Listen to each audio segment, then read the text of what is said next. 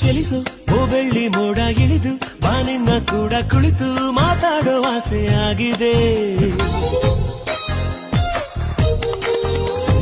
ಅವಳ ಅಂದಾನ ಕುರಿತೆ ಮನಸ್ಸು ಬರೆದಂತ ಗೀತೆ ಬಳಿಗೆ ನೀ ಬಂದು ಕೇಳಬಾರದೆ.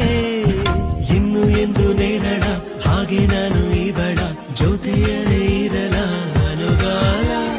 ನಡೆ ನೋಡಿ ಸರಳ ಮೆಚ್ಚಿಕೊಂಡೆ ಬಹಳ ನನಗೆ ಅಂತ ಹುಟ್ಟಿ ಬಂದ ತಾರೆ ಇವಳ.